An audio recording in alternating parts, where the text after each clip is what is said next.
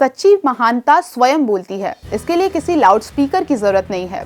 ऐसे ही कुछ लाइनों के साथ बायकॉट मालदीव एक्स समेत कई सोशल मीडिया पर ट्रेंड कर रहा है।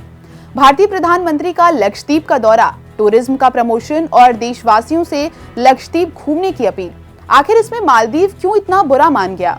बुरा भी इस हद तक माना कि उसके सरकारी मंत्रियों ने कमेंट्री शुरू कर दी। रिजल्ट ये आया कि भारतीय टूरिस्टों ने मालदीव के दौरे कैंसिल कर दिए। फिल्म इंडस्ट्री के सितारे मालदीव के विरोध में खड़े हो गए।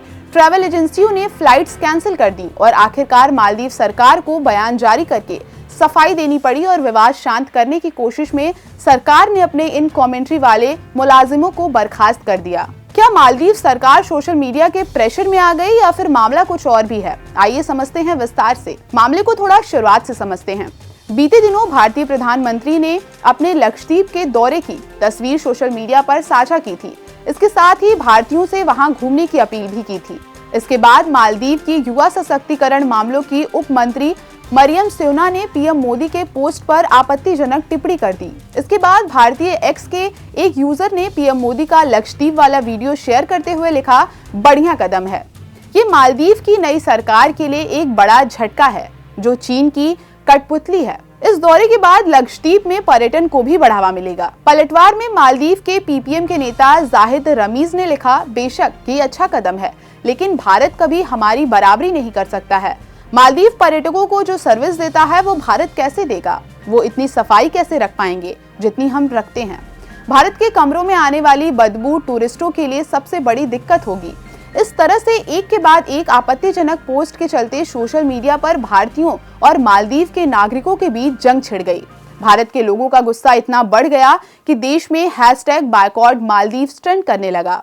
ये ट्रेंड इस हद तक बढ़ गया कि अक्षय कुमार, जॉन अब्राहम, श्रद्धा कपूर जैसे सेलिब्रिटी ने विरोध जताते हुए लिखा कि मालदीव के लोग उस देश की बुराई कर रहे हैं जहां से सबसे ज्यादा टूरिस्ट मालदीव पहुंचते हैं।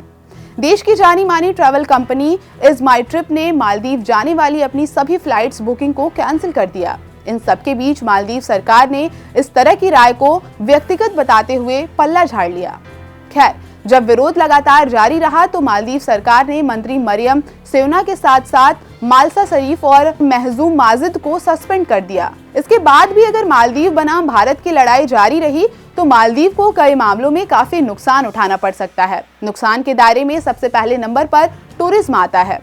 भारतीय हाई कमीशन की रिपोर्ट के मुताबिक मालदीव में साल 2018 में 90,474, साल 2019 में 1,80,000 से ज्यादा, साल 2020 में 63,000, साल 2021 में 2,91,000, साल 2022 में 2,41,000 और 2023 में 13 दिसंबर तक 1,93,693 भारतीय पर्यटकों ने मालदीव की यात्रा की थी। इस तरह से यहाँ साल 2023 में भारत टूरिस्टों के मामले में पहली रैंक पर था, जबकि रूस और चीन जैसे बड़े देश दूसरे और तीसरे नंबर पर थे। अर्थव्यवस्था में इन आंकड़ों के मायने समझें तो मालदीव की इकोनॉमी में टूरिज्म का 28% योगदान है। इसके अलावा यहाँ के रोजगार में टूरिज्म का योगदान 1/3 से ज्यादा है।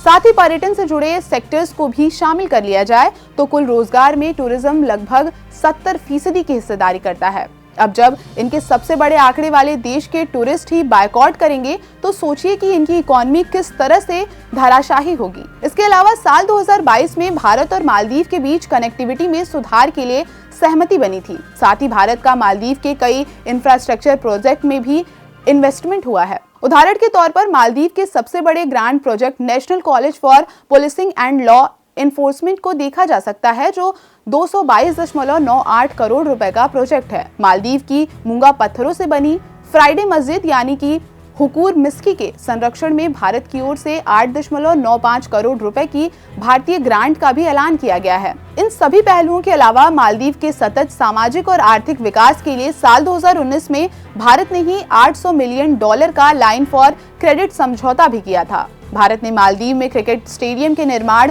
द्वीपों पर पानी और सफाई की व्यवस्था, छोटे और लघु उद्योगों के लिए वित्त व्यवस्था, बंदरगाहों का विकास, कॉन्फ्रेंस और कम्युनिटी सेंटर का निर्माण, आपातकालीन चिकित्सा सेवाएं, स्टूडेंट के लिए फेरी की सुविधा जैसे बुनियादी पहलुओं पर भी काम किया है।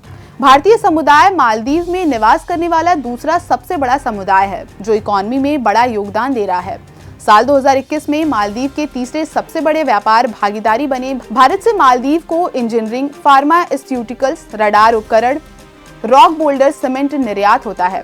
इसके अलावा भारत चावल, मसाले, फल, सब्जियां और पोल्ट्री जैसे कृषि प्रोडक्ट का भी निर्यात करता है। अब इतने के बाद भी अगर मालदीव भारत से दुश्मनी मोल लेता है तो ये किसी भी तरह से उसके हित में नहीं है। इतने फायदों को भुलाकर अगर सरकार मंत्रियों के सस्पेंशन जैसे कदम नहीं उठाएगी तो शायद मालदीव को भारी नुकसान झेलना पड़ सकता है। अब अगर आप मालदीव और भारत के द्विपक्षीय संबंध को सुधारने के लिए नियुक्त होते तो क्या सलाह देते? इसका जवाब कमेंट बॉक्स में देना ना भूलें। तो आज के इस कार्यक्रम में बस इतना ही। मिलते हैं कुछ नई जानकारियों के साथ, तब तक मुझे दीजिए इजाजत। नमस्कार।